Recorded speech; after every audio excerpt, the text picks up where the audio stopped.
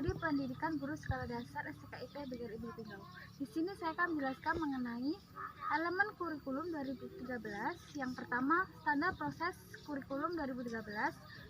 Standar proses adalah standar nasional pendidikan yang berkaitan dengan pelaksanaan pembelajaran pada satu satuan pendidikan untuk mencapai standar kompetensi lulusan. Secara garis besar, standar proses pembelajaran tersebut dapat dideskripsikan sebagai berikut. Proses pembelajaran pada satuan pendidikan diselenggarakan secara interaktif, inspiratif, menyenangkan, menantang, memotivasi peserta didik untuk berpartisipasi aktif. Dalam proses pembelajaran, pendidikan memberi teladan.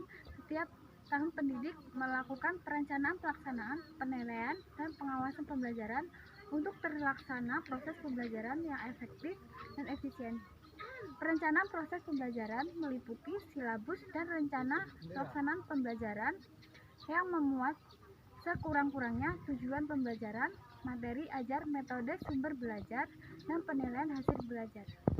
Selanjutnya, pelaksanaan proses pembelajaran harus memperhatikan jumlah maksimal peserta didik per kelas dan beban mengajar maksimal pendidik, dan buku teks pembelajaran setiap peserta didik harus memenuhi jumlah peserta didik. Pelaksanaan proses pembelajaran dilakukan dengan mengembangkan budaya membaca dan menulis. Yang kedua, standar penilaian kurikulum 2013. Standar penilaian pendidikan adalah kriteria mengenai lingkup, tujuan, manfaat, prinsip, mekanisme, prosedur, dan instrumen penilaian hasil belajar peserta didik yang digunakan sebagai dasar dalam penilaian hasil belajar peserta didik pada pendidikan dasar dan pendidikan menengah.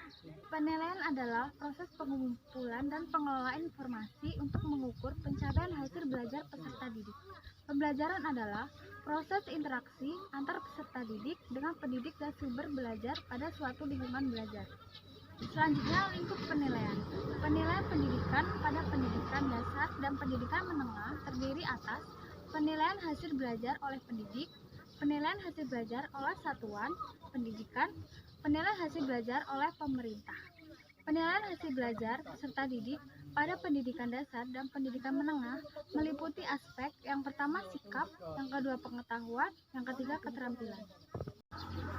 Selanjutnya, tujuan penilaian. Penilaian hasil belajar oleh pendidik bertujuan untuk memantau dan mengevaluasi proses kemajuan belajar dan perbaikan hasil belajar peserta didik secara berkesinambungan. Penilaian hasil belajar oleh satuan pendidikan bertujuan untuk menilai pencapaian standar kompetensi lulusan untuk semua mata pelajaran. Selanjutnya, prinsip penilaian. Yang pertama, sahih. Penilaian didasarkan pada data yang mencerminkan kemampuan yang ukur. Yang kedua, objektif. Penilaian didasarkan pada prosedur dan kriteria yang jelas, tidak dipengaruhi subjektivitas penilaian.